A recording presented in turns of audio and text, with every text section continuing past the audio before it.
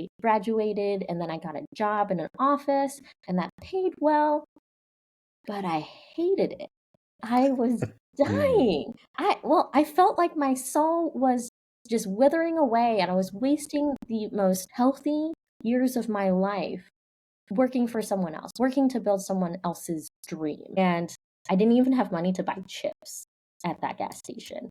Holy crap. I was blown away by the people, by the vibes, by just like actually being around art loving folks all around the world. Hello, everyone, and welcome. It's 2025, and I'm back with the Artist Spotlight. My first guest is Rachel, which you know as an amazing photographer. Welcome, Rachel. Thanks so much for having me. And this is the new format for Artist Spotlight. So, what we did in 2 steps last year on Spaces and then on video, we will compress into 1 step, and it's just going to be a video podcast with the whole story. And if everything goes well, you guys then can talk to Rachel on some Spaces later on. So, Rachel, let's jump right into it, because all the discussion with artists, basically even with builders, always starts with 2 questions. I'm just curious how people got into art and then how you got on chain. So Yeah, wow. Okay, so big questions, and I'll try to keep this as short as possible. But how I got into art was first I was a traveler. I told you a little bit before, but I was born in Vietnam, adopted, brought to the US. I've traveled for most of my life on volunteer projects, on study abroads. Um, I I love traveling. I love exploring. I love learning about how other people live and seeing nature that is just totally wild. It like blows my mind every time I go out into nature. And when I was in college, I was like, I don't know what I'm going to do. So I'm just going to do what everyone is telling me to do. I was a pre-med medical anthropology student. I studied everything under the sun. I graduated and then I got a job in an office and that paid well, but I hated it. I was dying. I felt like my soul was just withering away and I was wasting the most healthy years of my life working for someone else, working to build someone else's dream. And I was like, this is not the way. I don't want this. I don't want to be ticking off these boxes saying like, okay, I've done this, I've done this, I've done this. Why am I successful on paper, but yet I'm so unhappy? I want to travel. I want to explore. I need to make mistakes. So I quit everything back in 2019, sold everything, bought a one-way ticket to Peru, and bought a camera. I was like, photography is something that's interesting. I think I'm kind of good at it, kind of, not really, but I'm going to make this work. So that's how I just kind of jumped right into photography. I had obviously traveled quite a bit before in my life, so travel was not intimidating. It wasn't scary, but doing it full time while also trying to figure out how to be an artist or a photographer on the road, that was very risky, but it was totally worth it because that was in 2019 was when that happened. So it was about 5 years ago now. yeah, pretty much. And I've been kind of on the road ever since. Obviously, COVID put a wrench in things. Where I moved back to the US, tried to settle down, but then I ended up buying a van and road tripping it around the US. I cannot stay in That's one place great. very long. But that's how I got into art. And there's so much more to that story, but that's briefly how I got into photography. Okay, amazing. It almost sounds like it's a recent story, because when somebody says like 2019, 2020 or something, it's sort of still like a recent history. It's not I'm deep still a past. newbie. I am absolutely 100% still learning photography, but that's what I love about it. Unlike my job in that office where I was like trying to be put into these boxes, photography is something, art is something that you don't have any limit. You have this limitless path before you of constantly learning, constantly improving, constantly evolving what you do. And that so far has kept my interest. Absolutely. Okay, so we have a journey to photography. How did you get on chain? Who brought you on chain? Was it Oh gosh. friends or you just by accident? How did that Well, happen? it was actually kind of a little bit discombobulated. I had investments and someone was talking about crypto and I was looking into diversifying my portfolio. So I was like, okay, cool. What is this? Um, so I was looking into like Bitcoin and Ethereum at the time. This was in 2019, 2020-ish. So I was a little bit late to the game, and I tell you, I am not a tech person. Like I said before, I mostly find my joy in life outside in remote parts of the world. So Sure.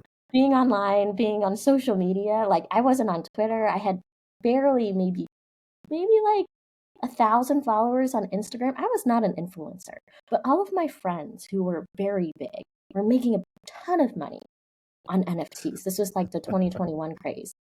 And they're Right. like, Rachel, you need to get in. You need to get in. I was like, I'm not that good. I'm a newbie. Like, I'm also not an influencer, so I'm not gonna make any money. But I hopped on to Twitter after, having a few like buys of like Bitcoin and Ethereum. I kind Yeah. of understood the technology. I wasn't really like that invested in it. I was just like kind of fun. Um, but I hopped in, around the holidays, end of 2021. Oh my God.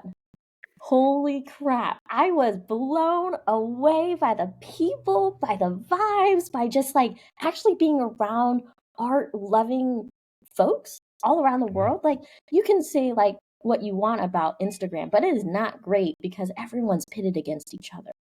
Web3 on Twitter, that was the first time I ever felt as a newbie photographer and artist and noob to crypto, um, an actual like acceptance of like, oh, well, okay, cool. You're starting at ground zero. We all started at ground zero. Join us. And yeah, it just like set me off. And that vibe of community and just art loving people is still what brings me online to Twitter every single day. Awesome. Right. So people were nice. What a change. I mean, there were obviously some not nice people, but even then, I would wake up and someone was like trying to slam like my editing or my photography or like, trying to like cause some drama. And I saw random people online coming to my defense while I was not online. Um, and that like really meant a lot to me. Oh my gosh, it was something I never experienced before on any other platform or even in real life. So that was amazing. Nice. Well, we probably increased crypto Twitter reputation by 1,000% right now. Yeah. Just right now. Okay, but Okay. as a disclaimer though, crypto and NFTs, that's a huge sort of like vague term like fish. It can mean everything from a tiny little minnow to a big ass whale. True. So crypto and Web3, yeah, it's big, it's nasty. There's a lot of scams, like you said. There's a lot of like not great, awesome things about it. But I operate in that super small, tiny part of the sky that is the art NFTs. And that to me is worth far more than, all this other sort of like techno babble that I get lost in. Have you noticed any like vibe shift in the last year on crypto Twitter? Because we both know each other. I think we've met on Farcaster probably for the first time, obviously. And so have you noticed any crypto Twitter vibe shift last year Oh, versus absolutely. yeah, And it's a little disheartening, but I understand that we have to come in waves. It can't always just be like, top of the mountain feeling, uh, where we're coming out of a bear market, which means like the markets were slow, the sales were slow, online on social media was slow. Um, and a lot of people like me have to do this full time. Like we are an artist full time. It's our career. It's our job. It's not just a passing hobby that we do when we get home and sit on the couch. Um, so it was definitely hard. And I think that was very hard mentally on a lot of people and especially a lot of artists, where we kind of lost faith in ourselves and what we provide in this space. And I think a mm, lot of people left due to whatever reasons, and a lot of people turned to just becoming more degen, to becoming more right. traders and, you know, gam I wouldn't say gambling, like joining the games that are online, to, make money. And I know the argument is that those people who are making money in crypto are future collectors, which in some cases they are. Yeah. But for people like me, it's not the same value alignment. And that's where a lot of artists kind of lose that aspect. They're forgetting that people who align with their values and their why and who they are as people and as artists, that's where you actually get, like you were saying, those art patrons who support you because they want more of your art. They want you to continue creating. And that's kind of been the shift. We've been a shift away from that to more of just like, how can we make money using art as the content? And that commercialization of art is something I've always not enjoyed. Right. But, it's a growing sector and you gotta have to like kind of accept it and then try to help shape it to be a little bit more healthy, to be more beneficial for artists within Web3 so that we're not just reinventing the wheel, we're just using the wheel better to run this engine forward. Right. Well, you actually just said something we were chatting about before, and I was thinking that there in many artist stories from 2021, maybe early 2022, there was sort of like a group of people you would probably call them patrons, who were basically buying whatever the person did just because they really liked the artist, wanted to support them.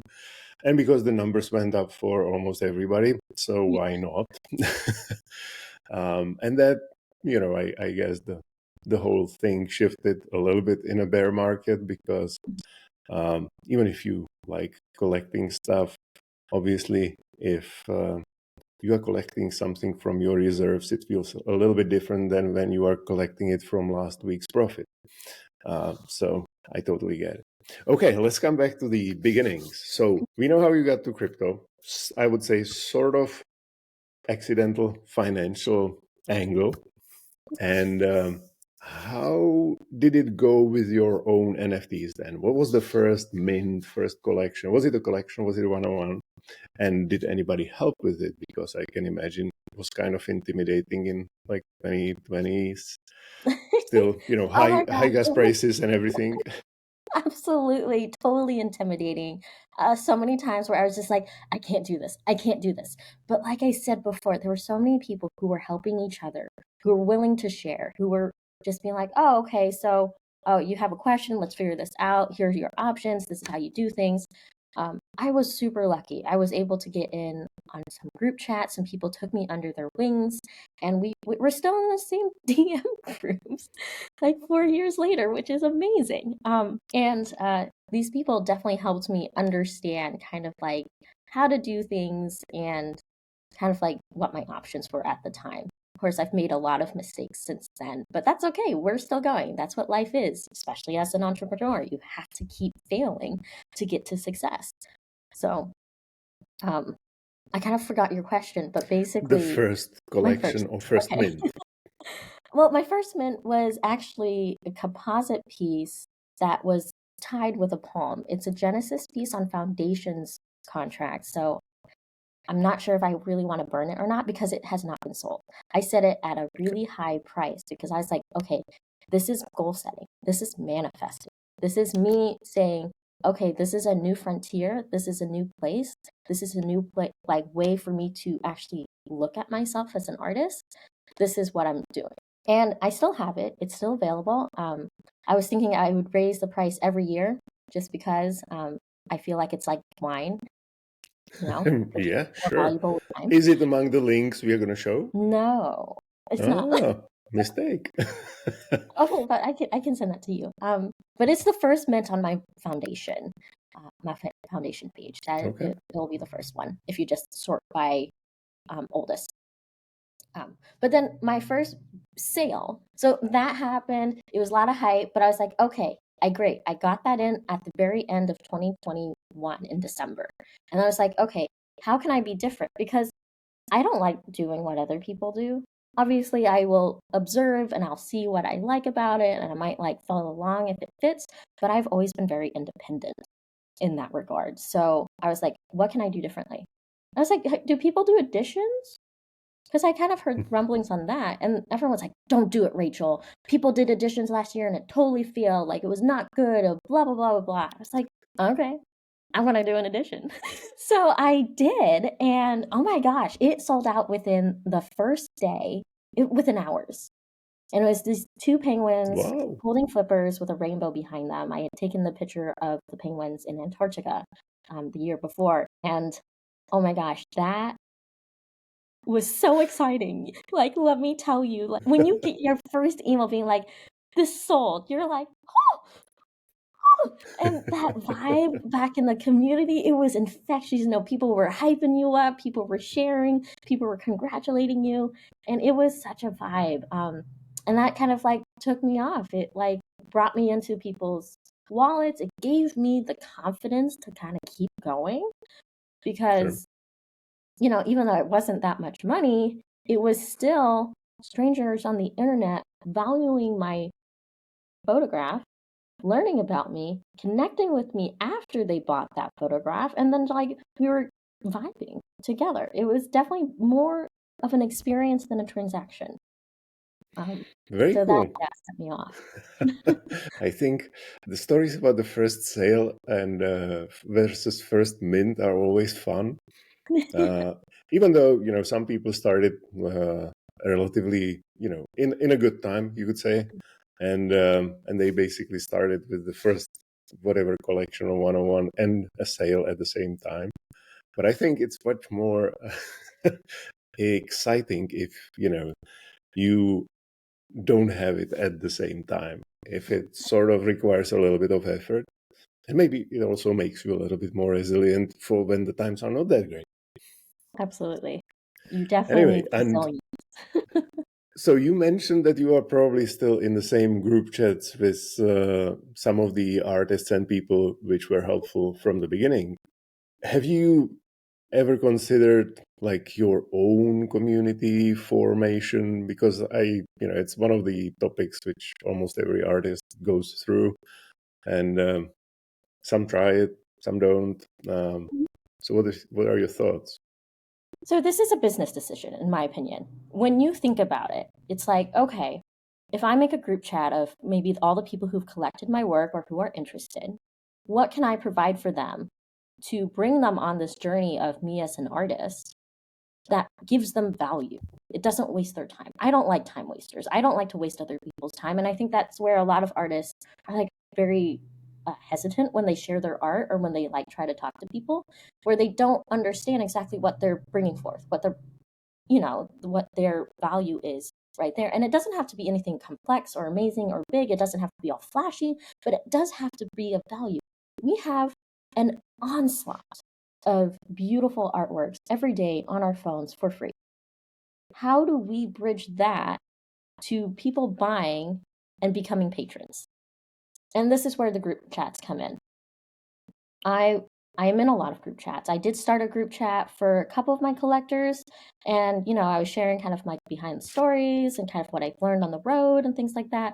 But it felt very one way because I was entertaining them in a sense, and it was not on their part, but it was how I set myself up in that group chat, and I didn't like it because after a while, I had a car accident. I lost all my cameras and my gear, and I was out of photography for the past year. Oh, I And so see. I Well, had to close it down because there was nothing else going into that machine. And I realized at that point I had set up that group chat to be something where I was just entertaining other people. I wasn't really providing the value I wanted to provide, um, or could realistically keep up. And I think that's where a lot of artists need to realize and think about this. So if they create a group chat, whether that be their friends or collectors or whatnot, what value are they providing? And can they realistically sustain that? Because it's a I lot of think that's pressure. the major question. Can you actually sustain that? Mhm. Yeah. And a lot of and a lot of these group chats, they turn into shill chats. People are sharing their own links, sharing what they're doing, wanting other Right. people in that group chat to engage so that we can break the algorithms, all that fun stuff, which is all fine and dandy. But guess what? The algorithms actually hate it when you do that. So you're actually hurting yourself long term in the algorithms if you're sharing your posts within like group chats, because Hmm. those people may at the beginning share it, engage with it, but then you're also engaging with their post that they're sharing, and the algorithms will see this kind of looping effect, and they will either shadow ban you, they will dampen your reach within the algorithms, and they will only show your stuff to the same people. That's not the point of algorithms. So when you're thinking about this from a business standpoint, you're like, okay, I need the algorithms to show my work to other people when I'm not online so that my reach continues to grow, so that my audience continues to grow, so that I can keep finding new people who would be interested in my art. And this is where that mindset of exposure. So why would I put myself in a feedback loop or an echo chamber by just DMing the same people with the same story that already support me on the timeline? So yeah, this is where like that group chat has to be, in my opinion, strictly regulated and thought out before you do it. I think they're great for community vibes. They're great for just like, talking and connecting. And it's fun, definitely, if that happens. But there is a smart way to getting people in the DMs, and there's a not smart way. And a lot of people do the not smart way. Right. Yeah, I probably should say that I don't like group chats. Oh, they're so awful. I never throw up in them. Never. Just that, that's the angle I'm looking at it. It's just like additional thing someone asks me to follow. There is a million Telegram groups on my Telegram, obviously, after the years. How do you keep track of that? We probably don't. So it's kind of useless. What I like, and very few people do, or very few projects did, I like time-bound group chats. So, if you are launching a collection and you give me a chance to join some sort of, medium, which is easy entry and easy exit, and we chat about the collection, and then the collection launches and we buy something, and, you give us maybe background on whatever we are buying, whether it's art or some other tokens or whatever utility you assume it's going to come. That's okay, I guess, because we are all curious, especially before the purchase and sometimes after. But then, I think we should all accept that that part is over and we can sort of move on with our lives. And that's where I thought the marketplaces had a huge, potential to do a good job. And very few of them actually did.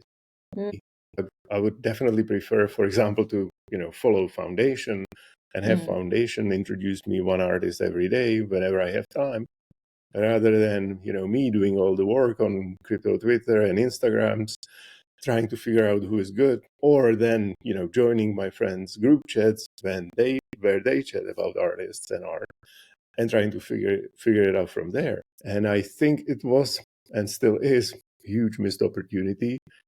So that was my rant. Anyway, that's a great point, though. And that goes into the attention economy. Attention in our time is like the most valuable thing. And when you're thinking about a DM chat, it's like, okay, how much attention do I want to divert to this chat just to talk to people every day? I don't. I don't want that.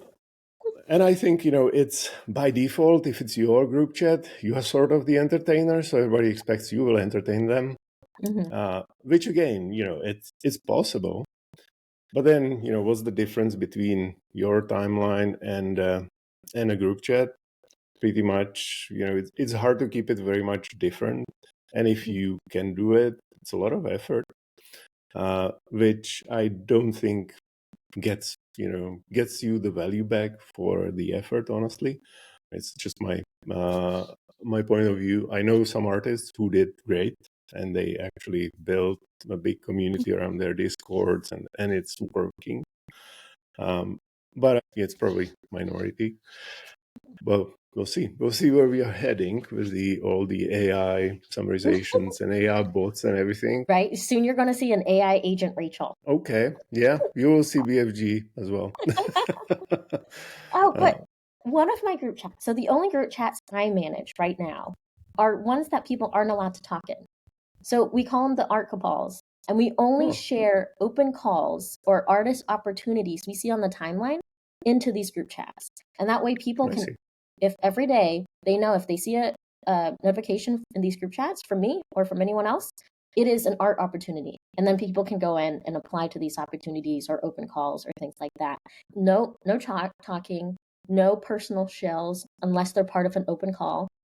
It's actually really nice. And I've had a lot of friends actually get these opportunities because they're actually, one, able to see them in time. And then two, they don't have to feel stressed about, talking and chatting and like, losing out on an opportunity because people were talking about whatever. Right. So that's the kind of group chats I like to have. Gotcha. Value. Value. Okay. Look, I am gonna share one of your wonderful pictures, but we are still, gonna chat a little bit before we dive into pictures. One question about your travels.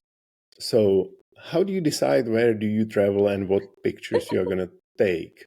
I guess, when you said Antarctica, I guess everybody wants to go to Antarctica. So that one is probably like, yeah, I should go there because I always want it. But, how do you choose countries and places where you go for the photograph? Okay, that's a really hard question to answer. I guess in the past, at least from 2019 to 2021, 2022-ish, I basically just went wherever I wanted to go. I had saved enough money from my previous job to afford me that financial luxury where I didn't have to work hard to, chase the job. I could learn on the jobs that I wanted to learn on. I could go to the places, obviously within budget, to photograph them. And that kind of like was just a big exploration slash learning moment, kind of like going to college. You just take a bunch of classes, you kind of figure out what you like, what you don't like, what works for you. And eventually you find your voice as an artist. And I found my voice as a photographer who likes to go to remote places of the world and photograph landscapes and wildlife. I do documentary work. I don't share it on the timeline because a lot of it is more sensitive stuff.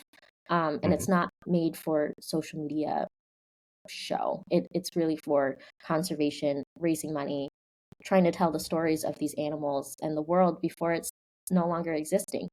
And that's kind of like where I bridge into NFTs and Web3. I love the technology and the fact that it is digitally preserving what the world is and what the world has looked like for generations to come. That's something that is really important to me as a photographer because I don't know, it's like I love traveling and I love seeing so many things, and I think we're losing touch with the world around us. So I would like to bring that into a place where people are, and that is online. So here I am with that. I kind of forgot your original question, but No worries. I I I like the get rambling. rambling around the journey. It's totally fine. The question was, how do you actually choose the places Oh, right. How where do I you choose go the to? place? Yeah. Okay, so I'll just go for the past few years. Since joining Web3, I have utilized the sales of my artwork and NFTs to determine my budget for the next sort of month or location, Okay. and that determines where I go. I see. So Very cool. Simple. And it's so pretty you have a simple. list of countries or places you would like to visit, and you basically just go through that. Oh, okay. Pretty neat. Yeah, or I follow my stomach. Like I was really craving Vietnamese food. I was in London before this, before I came here, and I was like, oh, I really want Vietnamese food. I'll go to Asia. So here I am. Okay. Yeah, I think you would find a lot of people who would find this really crazy, or some Yeah, really inspiring. So we'll it's see. We'll hard. see. Let me tell you, I would not recommend it to anyone else. Um, the Except stability me. is nowhere, but I do say it is worth it. The hardship is worth it. The work hours are worth it to me because this is what I want to do. Neat. Okay. I would say so. One quick promo before I forget. Rachel is going to be in NFT Paris. If you are there, hit her up. And it's coming up pretty soon. Let's jump into some of the artworks. So we, fulfill the second part of the promise and introduce a little bit of Rachel's work. Rachel, the wall. The What are we wall. looking at? And why are we starting with the wall? So we're starting with my first ever photograph, one of one sale, and that was to Miyamo Matt. He's amazing, and this was after my edition piece that sold out. Obviously, community rallied. We got it sold out. It was awesome. I was riding that high, and I was like, okay, what should I mint next? And I minted this piece because this was the first image I had ever printed as a physical for someone. So I was like, it Okay. just made sense that I would make my first photograph really one of one, the first thing that I sold as a physical. Because obviously someone lifted enough to pay money. Maybe they'll do it again. And oh my gosh, let me tell you that the experience of this. So even though I had sold that edition piece, I was in a really bad place financially.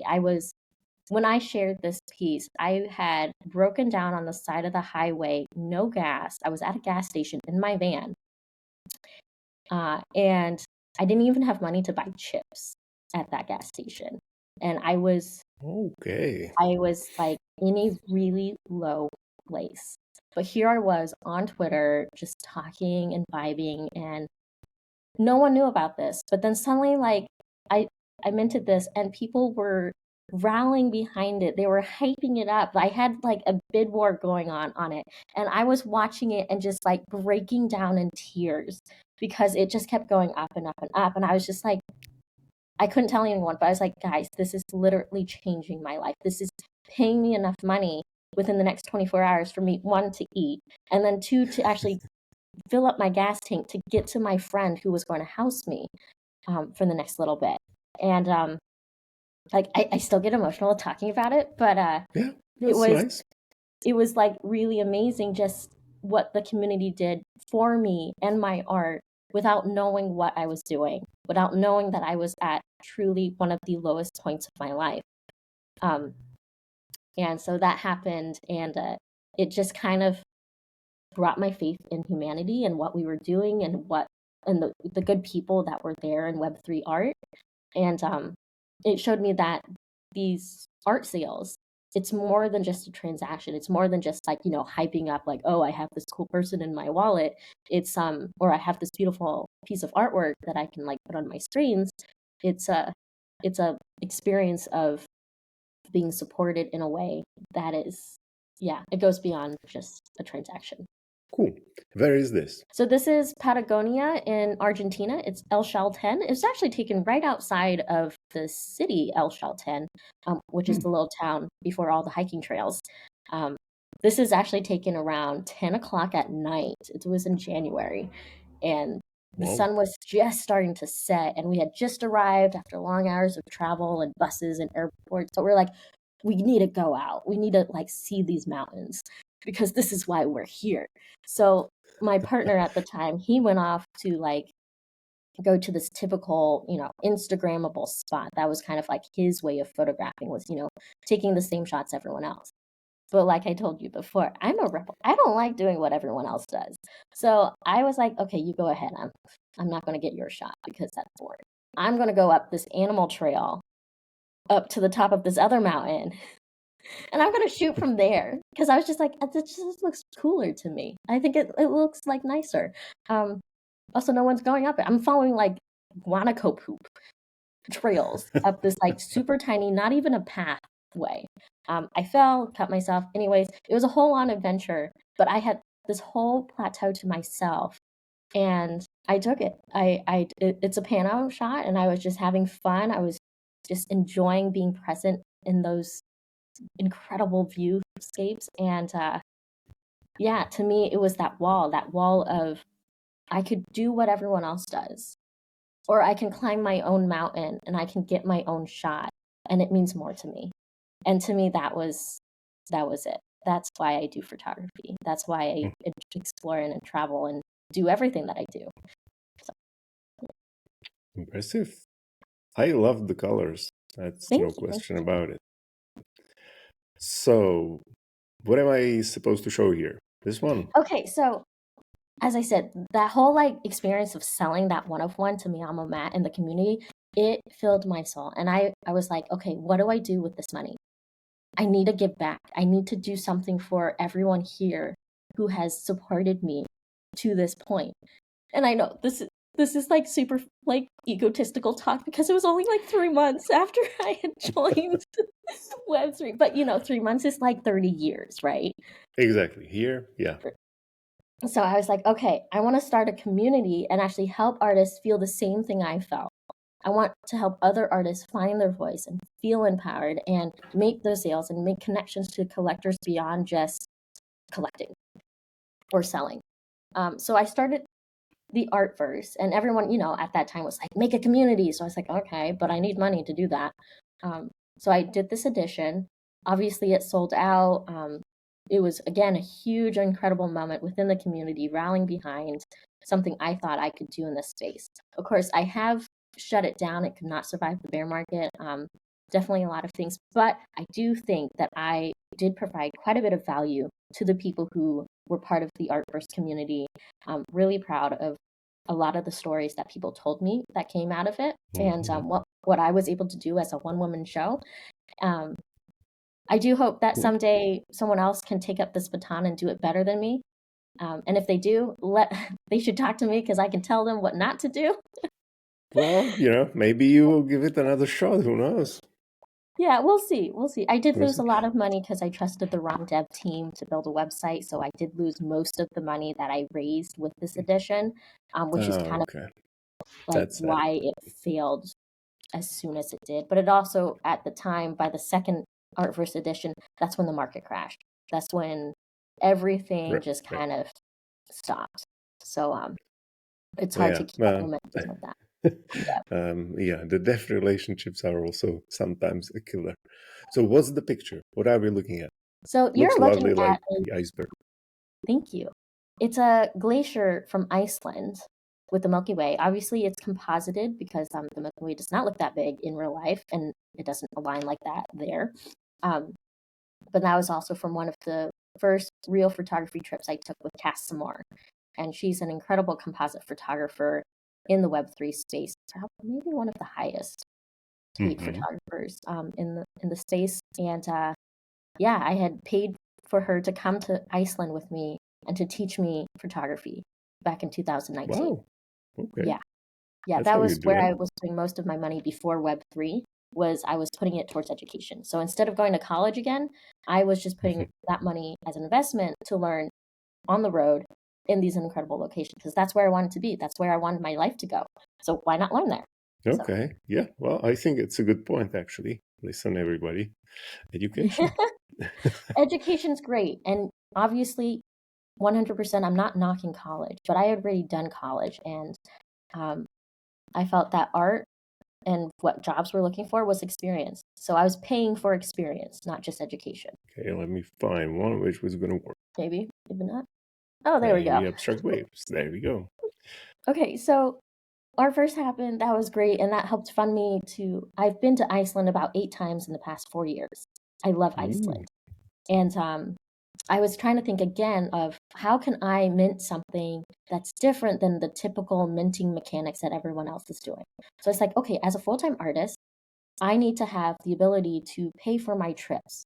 I can't just fund my trips continuously and then hope that I sell artwork afterwards, because that's not a guarantee. That's not a good business model, in my opinion. And so I was like, okay, I'm going to use the sales for my art to determine my travel. So I need sales. And this trip to Iceland, it was totally random. We had gone we were road tripping with a girlfriend. I was road tripping with a girlfriend at the time, and we went up north and we went to this waterfall. It was horrible weather, too sunny, and it was just not great. But being a photographer, I was like, okay, what else can I photograph? What else is around me? Obviously, what we went for, it's not going to work out, but what else? So I was looking across the water, and there's these massive basalt columns, which are volcanic rock. And in northern Iceland, it's about 16 million years old up there. So it's really old rock, and they're very cool. And I was looking at them, I was like, I think there's color over there. And so I take out my big bazooka lens. It's a 600 millimeter lens, and I'm zooming in, and I'm like, whoa, wait a second. Not only are there really cool shapes in the rock, but there's amazing colors. So you see that orange? That's lichen. and the blue Hmm. comes from like the dark shadows of like that's not being touched by light and like all that stuff. And because it's near a waterfall and a river, all of that misty water was causing a lot of different vegetation and colors to come out of the rock. And to me, I was like, oh, Wow. okay, I like this. So I made a collection out of it. And So this is that's why not the composite what we are looking at. no, these are You didn't volcanic add rock. anything. Well, wow. Okay, These are that's like impressive. single shots, pictures of rock. Gotcha. Yeah, so if you go Okay. back to Wow. the original post, you Well, can see kind of all the different ones. Because to me, that is like the beauty of what I was doing with photography. I was making people see the details of the world in a very different way. Um, hmm. and, Okay. and the collectors resonated with that. The sales from this collection, which sold out, funded my next adventure to Australia within the next couple of months. So you can see all the different Mm, colors, the different shapes. They're from different parts of the rock. They were from different, some were in the light, some were in the dark, some were like wet, some, obviously I hmm. enhanced the colors that were Sure. there. But yeah, I like to call these the colors of time because 60 million years of nature carving and coloring these basalt rocks made for Hmm. some really beautiful stuff. So, and these are Yeah. massive walls. Like this wall was like the size of a building and like a block long. It was Right. huge. Well, I can imagine it as a huge print or paint on the wall, actually. That That would be is one of pretty my cool. goals in life is to see all of these in a big exhibit, but printed massive, like on massive screens or something. That would be incredible. Hmm. Putting it out there into the universe. Manifesting. There you go. Which one do you want to show? Do you want to show the video? Yeah, I'll show the video. So, as I said, that volcanic abstracts collection funded my trip to Australia, and there was a historic rainy season in 2022. Oh. And my friend was like, "Hey, something's happening in the outback. You want to go?" I was like, "Yeah, Hmm. let's go." Like, I'll just hop into a stranger's car and let's just go for a week into the outback, the driest place on earth. And what is really fun though was that before I had gone to Art Basel and been sponsored to go um, to be in the Timepieces Morgan Stanley National Geographic gallery there. And I met at Miss Maya and Timepieces, and I became one of their Timepieces artists. And they invited me to be one of their artists for the Deepak Chopra 25th special edition Hmm. book cover. So that was really exciting. But before that, because of those connections and that community also, again, supporting me as an artist, uh, my time in Australia led me to witness the rarest natural phenomenon I've ever seen in my life. So if you go back to the video, Yep. I spent a lot of time on Google Maps. I'm just like searching landscapes to be like, ooh, this might be cool from above. Like, this looks kind of interesting. How do I get there? Um, and me and Robert Downey, I believe his last name is, Intrepid Photo, he was able to get us out to this location as well as a bunch of other Hmm. locations we had pinned. And this is what we saw. This was like, oh my God, all of these floods, which hadn't happened in over 100 years, were causing ancient grasses to suddenly Hmm. bloom up. And then as they died, these different species along these water channels, they were creating this incredible colors and bringing out the Wow. shapes of that landscape. You see those little balls are trees. It kind of gives you an Hmm. idea. Honestly, like it was totally wild. And I was throwing the drone up like 3 times a day to just Wow. try to get different colors. So this is where photographers travel a little bit different. We don't want to be in the middle of the day, in the middle of the sun. Before Right. sunrise, during sunrise, after sunrise, before sunset, after sunset, that's when all the colors of the world kind of like get pulled out. Sorry, and now I'm rambling. Yeah, no problem. I already, moved to Terra Nova. So all of that kind of led up to me really enjoying to explore the world in a way that wasn't just your typical landscape shot. And this kind of led to what I did during the Rio residency in Brazil this past summer, which led to this Terra Nova collection. And Terra Nova means new earth. It's kind of like that's a loose translation of it. Right. And what I've done over the past several years, Hmm. on top of all my other travels, was photograph the world in a way that invites people to be like, that's a photograph? That's a real place? That's when I'm like, Uh-huh. yes, this is where a discussion can happen. Having Yeah. that intrigue of like, what am I looking at? Yeah. And What am I looking at here? what you're looking at here, there is a dry desert up in the northern parts of Brazil. It's called Lençóis. I don't remember the last word of it, but it means bed sheets. It translates from the Oh. Portuguese word to bed sheets, or also sand dunes with lagoons. And every spring, the Amazon River will get a lot of rain, and all those rivers will flood into this desert. And these white sand dunes suddenly have these vibrant blue water lagoons all throughout them. And Uh-huh. this is pictures of them. The green, obviously, that was actually taken from the Wow. Rio Negro. Mhm. And the water is actually red in real life. But I was I able to see. kind of manipulate the colors to be different. But yeah, Hmm. it's like these are natural shapes you'll see in nature. This is taken from drones, so obviously from really high up. But yeah, it was Nice. an incredible Wow. experience to go to a place that I had bookmarked on my Google Maps for so long, and work on a short film for James Bristol. We were shooting with drones there, and at random moments I was able to throw up the drone and take these snaps. Um, so I would love to go back. So if there's any patron out there who wants to go to Brazil or see more of it, I would love to go back specifically for photography. There you go. There you have it, guys. Just go and buy something from Rachel so she can go. Right? Yeah. So we are at I think it was the last link. So hmm let's see that. Bitcoin So stuff. all of that, from the volcanic abstracts to Australia to Brazil, it's kind of led me to really start exploring more of the world with a drone. And you can kind of see the top, that's your typical landscape photography that I was doing. And then at the bottom are more intricate landscapes. Those are all three from Brazil. The first one on the bottom left, that's actually a composite of like layering of different landscapes as well as rock pictures. So that's a Hmm. Iceland and Australia there in that sort of layered Oh, wow. image. Um, so why I wanted to share this was that I've started on Ethereum. Obviously, I started with editions, then one of ones, and all that stuff. But now I've brought it over to Bitcoin because I do believe in the permanence of it, of inscribing your art to fully be on chain and unchangeable. So I really Okay. love that community and kind of like what they're trying to build over there. I know it's very controversial at the time, but to me, I'm just like, you know what? We are trying to find our way within this world of Web3 and trying to connect with people. And so I'm going to put myself where I think I want to connect with people. Okay.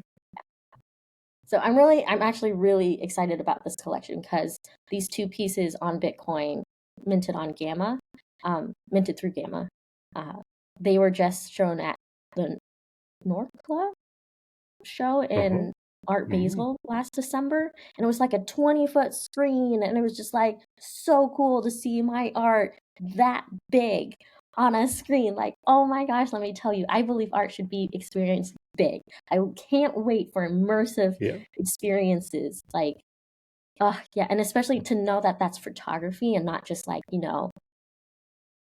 like animations or renders or whatever. Like, this is the world that I'm bringing to the big screen that people can find themselves in, even if they can never go to Brazil or Australia in their lives. I want to bring it into their homes. I want to show them that this world is beautiful and it needs to be protected, because Yep. there's something of value to protect. No, I think, it's absolutely beautiful. Some of these pictures are, as you said, I wouldn't guess it's a photography. I would think, somebody basically played too much with Procreate or Photoshop. And a So lot of people are like, oh, impressive. it's generative art. And I'm like, no, no, It kind of no, is because the Earth is generating that. So it's generative that's from true. that standpoint. That I guess, yeah, it's kind of true. All right. That was wonderful, Rachel. Tell me, I think, we have time for probably two last points. So one is my question, and the second one is whatever you want to say. But my question would be: so where are you traveling next for photography? So not the NFT Paris, not the Vietnamese food, but for pictures. I mean, it kind of goes all over the place, but I'm hoping, and this is just manifesting, but I'm working towards it because I believe that you create your own life. Um, the next With you. big place that I really want to fund is a trip to Kyrgyzstan. Okay. Wow. Yeah. Why? Oh my What's gosh, there? everything. If you Google Kyrgyzstan, excuse me, Kyrgyzstan landscapes, you will Okay. see that it has some of the most varied, incredible, epic looking landscapes ever. It's so cool. And as an adventurer, as someone who doesn't like crowds or like the tourist scene, I'm a traveler. So to travel someplace that isn't yet fully discovered, I believe it's kind of like Iceland. It's going to be really big in the coming years, Mhm. um, because it's more affordable. They're starting to put a little bit more effort into creating more infrastructure for tourists. It's adventure, so you can do a lot of your own self-driving tours as well. Um, and there's a lot Yeah. of nature there that has yet to be disturbed by crowds of people. So I would love Just to. Googled it. I recommend everybody Google Kyrgyzstan landscapes. It looks awesome. Yes. So And there also are. Alpha, a lot of the really big names within the travel industry have been going to Kyrgyzstan. Low key, you Ah, can see it kind of down in their timelines. They've posted little like teaser trailers, especially like Daniel Cordone and things like that, like people like that. It's going to be big, in my explore. opinion. So you basically need to get there as soon as possible. Exactly. So I really want to Mm-hmm. get there, and every single season it's beautiful. I really want to get there during their massive wildflower season in the mountains. That's in Mm-hmm. April. Um, and then Okay. also the fall winter just looks incredible as well. I know everyone goes to like Colorado or Italy or Patagonia for fall, but if you search Kyrgyzstan in the fall, You see, oh my we'll gosh. Okay, probably wait for the pictures. honestly, truly, it's not as expensive as people think it's going to be, just because it's not like, again, Italy or something like that. But it Right. will take funds, especially for me as a female photographer, to do it safely. That is one thing that I do have to always, always prioritize is my safety. Um, Sure. so, Yeah, we want you to stick around, obviously. I mean, So yeah. yeah, that would be nice. Cool. So what would be the last message you would like to, send into the world? We've manifested some stuff already, so feel free to add to it. Thank you so much first for having me on here and letting me ramble away about my art. I could talk about this every day, all day. But that's what I love about Web3 is just being able to vibe with people who listen. And so I appreciate that. Thank you. You're more than Um, welcome.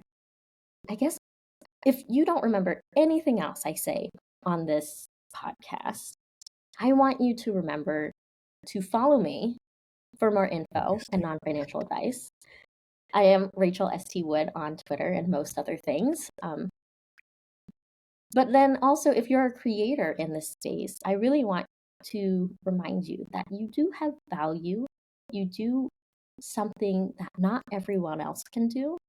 And you need to stop listening to other people, even me, and just create all the weird amazingness that comes out of what you want to do.